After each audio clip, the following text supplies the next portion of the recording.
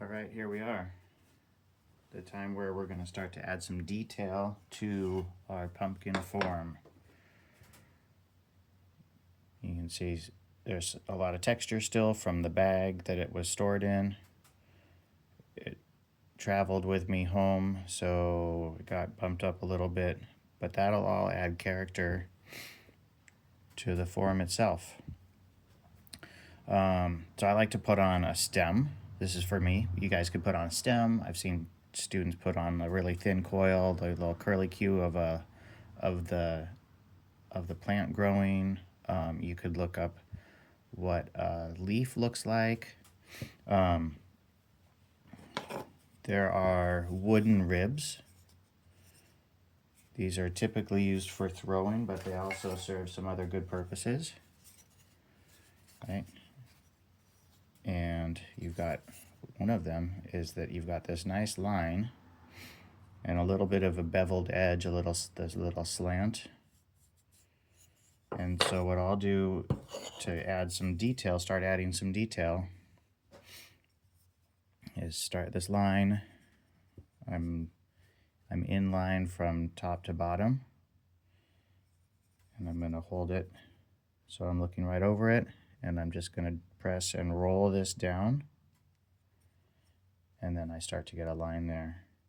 I can come at this angle then with that bevel, and sometimes if I want to emphasize that a little bit or soften that curve, I'll press in with this at an angle instead of upright. I've got an angle going. And then I can flip it.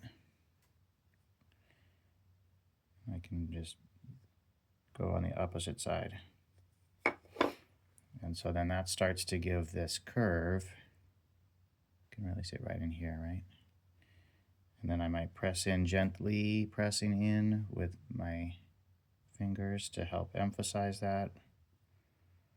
And then this is, again, everything you do early on is going to inform, it's going to tell you what you're doing later on with the clay.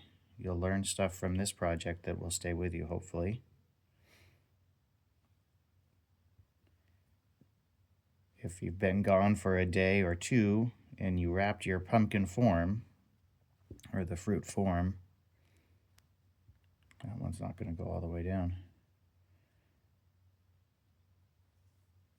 So you can see now where I've got some. But if you wrapped it up, you should notice a difference in the clay. How did it set up overnight, over 2 nights? The cabinets that we have don't have any airflow in them when those doors are closed. The cabinet doors are closed. All of that comes into play when you're managing your clay, noticing how it reacts to different environments, how it reacts to different amounts of pressure with different tools. I don't know, sometimes people ask how many lines. I don't have that answer for you. Right? But that's starting to shape up, and we can still do some refining. Some of these blemishes I'm going to leave because if you look at fruit pictures, it's not just what you see in the grocery store that's well manicured. All right. Now the stem part that's left behind is called a peduncle. Peduncle. Peduncle. I think it's a C. But I'm going to start with a lug of clay that's about 1.5 inches, 1.25 inches. Things are a little bit wider on the bottom. So I'm going to press that down. And then I'm going to push down. And you can see where my fingerprint push this down against the table. If you do that, finger and thumb, and rotate a bit, finger and thumb. I could squeeze it a little bit and pinch it so it's taller. Emphasize some of these lines a little bit with my finger.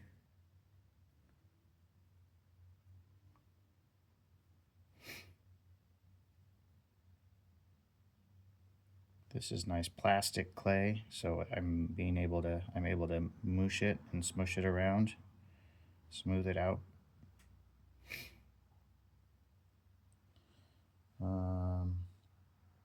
If I wanted to grab a tool, this is a needle tool. There's some of these around the studio. I could drag a couple lines up, thinking about how the plant grows. Just getting some lines in, and we can go back and refine them later. Maybe I want some that are a little bit deeper, some variety or some variation.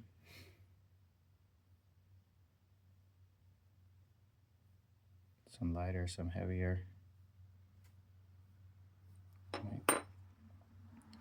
And if you don't, maybe you don't like the way that looks.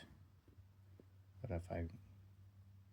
if I take the time to make 4 or 5 of these, then you can have a little fashion show.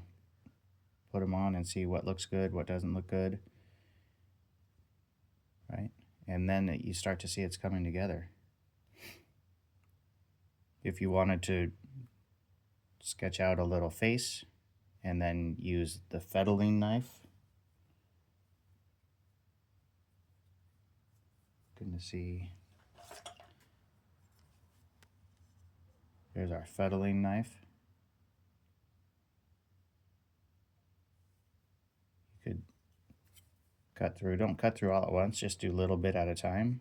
I'd rather have you go over like 5 times over the same cut line before you get through the wall than gouge it in and you end up making a cut that you don't like maybe. So carry on with this.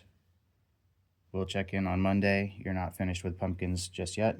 Definitely not today. Carry on.